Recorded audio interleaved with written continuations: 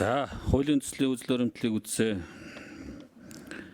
Энэ одоо хяналт шалгалт тавих хяналт шалгалтын тухай хуулиар төр хорооны дарга нь олонх цөөнх байхаас хамаарат байгаа мó гэж асуухаар байна. Олонхын бүлгээс цөөнхийн бүлгээс сонгогдсноос хамаарч тухайн асуудал төр хорооны асуудлын одоо ач холбогдол үр дүн харагдаад байгаа мó гэж ойлгохдохоор байна. Олонхын бүлгээс төр хорооны даргаыг сонгочвол одоо асуудал шийдэгдэхгүй байна. Үр дүнд хүрэхгүй байна.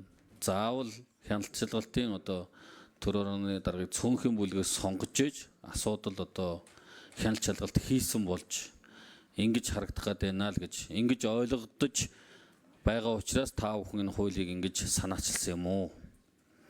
Тэрнээс одоо төр хорооны даргаыг дотроосоо яриад тэгээд одоо олонхын саналаараа сонгоо явуучих нь асуудал нь болох юм биш үү?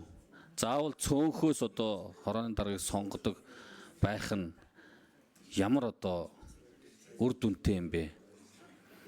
Түрүүнд муур хар цагаан байх нь хамаагүй гол нь одоо хулганы өрдөглөх хэрэгтэй гэдэг. Бид нэр төр хороо тухайн асуудлаар хяналт шалгалтын төр хороо байгууллаа. Тухайн асуудал нь үнэхээр нийгэмд асуудал болоод үнэхээр одоо хэлцэх шаардлагатай болоод ингээд хэлцэж байгаа. Тэрний дарга нь хэн байхаас үл хамаарч тэр одоо асуудлыг хэлцэх тухайн одоо асуудлаас шийдвэр гаргах нь хамаардаг юм уу? Яагаад энэ хуулийг ингэж санаачлах болсон юм бэ гэдгийг л нэг өнгөрсөн хугацаанд 4 жилийн хугацаанд та бид мөр зөргсөн сухтаа олон асуудлуудаар төр хороо хяналт шалгалтын төр хороо ажиллаж сонсголууд хийсэн. Тэгээ бүгд л үр дүнтэй болоод явсан гэж ойлгож байгаа. Тэгээ одоо заавал төр хорооны даргаыг цөөнхөөс байгуулвал одоо үр дүнтэй болно гэж хэн хэлж байгаа юм? Өнгөрсөн хугацааны сонсголууд үр дүнгүй болсон гэж хэн хэлээд байгаа юм? Тийм учраас хууль санаачлагчаас заавал цөөнхийн төлөөллөөс бүлгийн төр хорооны даргаыг сонгодог болох гээд байгаа учир шалтгаан, практик хэрэгцээ шаардлага нь юу байгаа юм бэ гэдгийг нэг тайлбарлаж өгөөч гэж асууя. За. Хууль санаачлагч. Цагтрал. За, сандаг учир гишүүний асуултанд хариулъя. Хоёр зүйл байгаа. Нэгдүгээрт нь Улсын их хурлын хяналтын чиг үүрэгтэй холбоотой 2019 оны үндсэн хуультай холбоотой энэ Улсын их хурлын хяналт шалгалтын тухай хуулийн анхдагч хууль 21 онд өргөн баригдаж батлагдсан байна лээ. За, ер нь энэ тухайн үед яригдажсэн нөхцөл байдлуудыг харахад Улсын их хурлын хяналтын чиг үүрэг гэдэг чинь ерөөсөө гүйцэтгэх засаглалыг эрх баригчдыг хянах байгаа. Гэдэг нь олонхыг хянах гэж байгаа гэсэн үг.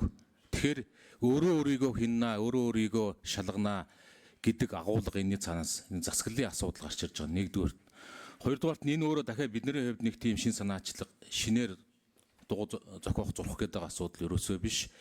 21 оны Улсын их хурлын хяналт шалгалтын тухай хууль анх өргөн баригдахдаа яг энэ үзэл баримтлалаар хяналт шалгалтын төр хороо байгуулахдаа цөөнхөөс ахлах ёстой гэж 21 оны тэр үед Зандан шатар дарга оролцсон хяналт шалгалтын тухай хууль дээр анхны үзэл баримтлалаар ингэж өргөн баригдсан байдаг. Батлагдах явцдаа гурмын саналаар энэ заалтыг хасаж батлагдсан. Тухайн үед яагаад бас ингэж баталсан гэхээр ерөөсөө олон улсын парламентын жишг нь өөрөө юм байдаг. Бидний сонгодог гэж хэлдэг парламентын жишг нь ерөөсөө Улсын их хурлын хяналт шалгалтын төр хороо байгуулахдаа энийг цөөнхөөс ахална гэж.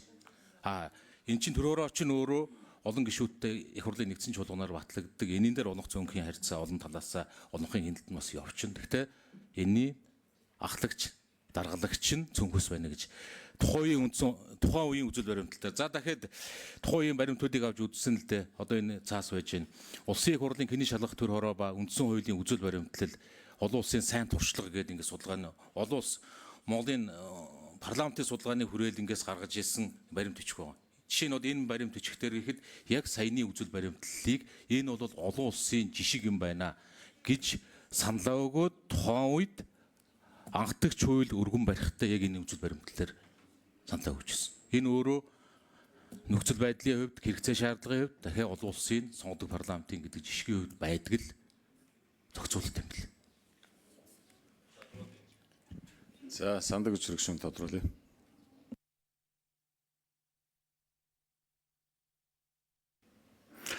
Тэгэхээр ингэж болдгоо түрүүн бас Тэмүүжин гишүү бид нар хальт санал солилцоод авсан. Тухайн асуудлаар хяналт шалгалт төр хороо байгуулах гэж байгаа бол тэр санаачилсан этгээд нь субъект нь өөрөө төр хороогоо ахлаад явцдаг байх болцоо боломж байхгүй юм уу? Энийг та бүхэн ярилцж үзсэн үү? Ажлын хэсэг дээр хууль санаачлагчдаар нэгт. Таны өргөн барьсан хуулиар одоо жишээ нь би олонхын бүлгээ сонгогдсон гишүүний хувьд тодорхой нэг асуудлаар хяналт шалгалтын төр хороо байгуулад одоо сонсгол хиймээр биш шүү дээ. Гэтэл одоо миний санаачилсан асуудлаар таны хууль батлагчвал тэгэл цөөнхөөс нэг хүн ахлаад тэр төр хороог байгуулад явах нь л да ямар ч хамааралгүй санаачлаг гаргаагүй ийм хүн. Тэгэхээр миний нөгөө санаачилсан тэр асуудал маань цаашдаа бас үр дүнд хүрэх үү? Миний хүссэн хэмжээнд тэр тодруулах гэдэг хянаж шалгах гэдэг тэр асуудал үр дүнд хүрэх үү? Тэгснээр би нөгөө олонхын бүлгээ сонгогдсон гишүүнийхээ хувьд тухайн санаачилсан асуудлаараа төр хороо байгуулж төр хороогоо даргалаад явах асуудал бол одоо хумигдах. За хууль санаачлагч цогтөр гишүүн хариулъя. Улсын их хурлын хяналт шалгалтын тухай хууль зааснаар хяналт шалгалтын төр хороо байгуулах нь улсын их хурлын нийт гишүүдийн 4/1-ээс доошгүй дэмжижээж буюу одоогийн зохицуултаар бол 32 гишүүн гарын үсэг зурснаар байгуулагдана. Тэгэхээр энийг олонх цөөн гихгүйгээр одоо жишээ нь 32 гарын үсэг ханаасаа санаачлагтай эхэлснээс асуудал явж байна. Тэгэхээр яг саяны зүйл заалтыг жишээ нь магадгүй бид нар энэ саяны дээр таныг хэлж байгаа магадгүй олонхын гишүүд энийн дээр санаачлаад яагаад хяналт шалгалтын асуудлыг явуулж болохгүй гэж энийн дээр бол хэлцгээс шийдэгдсэний дараа бид нар ажлын хэсэгтэрээ ярилцаад явах боломжтой. Ер нь бол 32 гишүүн санаачлаад хяналт шалгалтын төр хороо байгуулах үндсэн эрх нь бол баг. Тэр гишүүдийн эрх нь бас одоо бид нар жишээ хуулиар халдаж болохгүй шүү дээ. Тэгэхээр энэ бол хилцүүлгийн явцад одоо харгалзаж үзээд явах боломжтой зүйлээ гэж үзэж байна. Өөр бас энэ улсын их хурлын хяналтын тухай хуулиар чинь жилд 2-оос илүүгүй удаа хяналтын сонсгол явуулна гэдэг 2-оос илүү бас тоо зүйл заасан байна. Нэг тийм зүйл байна.